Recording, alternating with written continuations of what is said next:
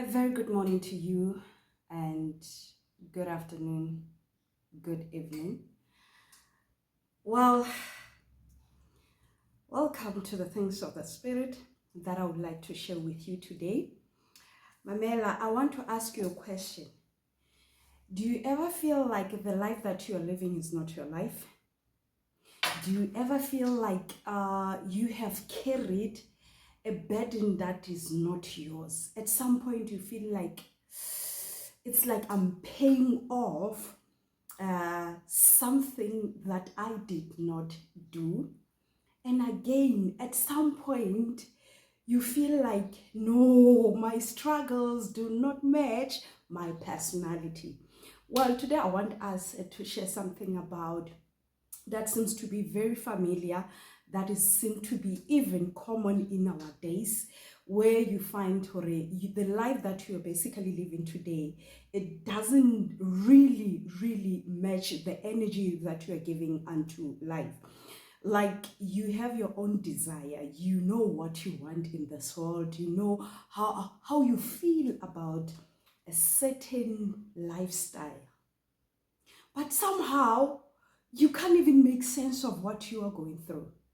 A lot of people are carrying a heavy burden in their souls, in their spirit. They are living a life that is not theirs. You are living a life that when you look back and do reflection, you realize your grandma, your auntie, your uncle, your brother's stepbrother or something like that, from your paternal or your maternal, has had something like this in the past. When I tell you about the bloodline altars, many people, even in their spiritual journey, the responsibility or the roles you are carrying, it is not even yours. It is passed down. Okay, someone will ask me, "Yeah, wait, let me tell you something about us Africans. I want to give you a certain scenario. It's a practical one, though. You can see that your life is not aligned. Somehow the life you're living is not the one that, if you were to given an opportunity to choose again, you wouldn't choose that life. Yes, you know that one. As African, we have inherited the battles that we don't know. To the extent some people are bitter, are angry. But if we can trace back, trying to reflect what really happened with my life that left me with a heavy scar, that I'm so bitter, that I'm so angry, there is no such. You don't know. It's simply because you are inheriting a trauma of someone who passed on. And then someone will ask about my spiritual journey. You find the spiritual journey, the roles in terms of the spiritual, your spirituality, it is not yours. You don't have much of freedom to choose how to live your life. Your free will, like the decision you want to make, sometimes it feels like this one, it's like it's wrong, it's like it's a sin, but that's what you want, simply because you're living under the shadow of someone. I want to share with you this. There is good news. The good news is you can detach yourself from these bloodline altars. You can detach yourself from these bloodline roles. Most people are carrying the burden that is not theirs. It's given, especially you find this in African spirituality.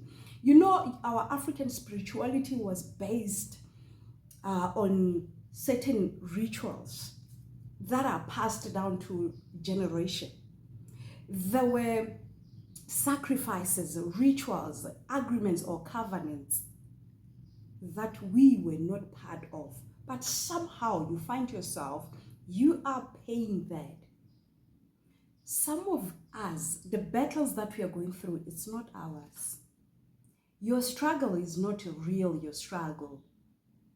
You keep quiet and try to look at your life and be like, I'm telling you, this is not my life. Many feels like that. Will say, I'm telling you, the life I'm living, it is not my life. And when you ask, we'll be like, no, that's how I feel. I feel like, no, this life is not mine. Simply because you're misaligned. And these altars, these spirits, they just decide who to carry on with the dead. You can deny as much as you want because you don't embrace African spirituality, or perhaps you embrace African spirituality, but you don't see the perks it comes with. You don't see how complicated has complicated you. It's actually complex and it has complicated your life.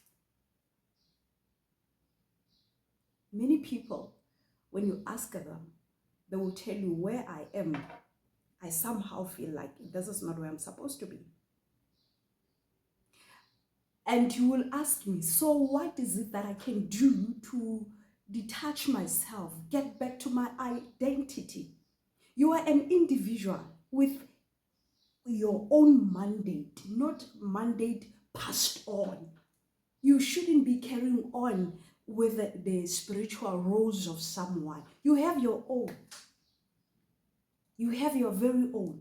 Many people are not even fulfilled, either in marriages, either in their businesses, either in the line of life they are, simply because you have been pushed to that corner.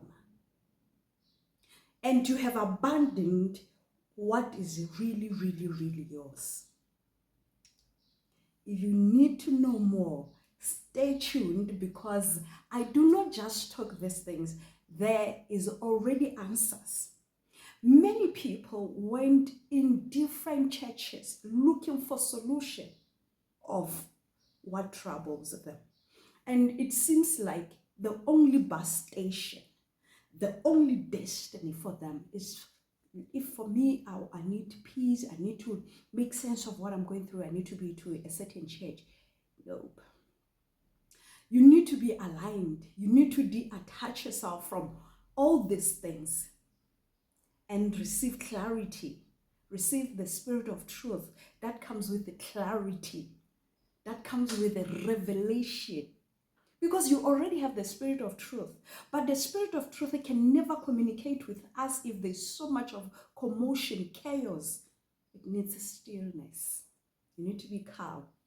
You need to be still so that you can hear from the spirit of truth.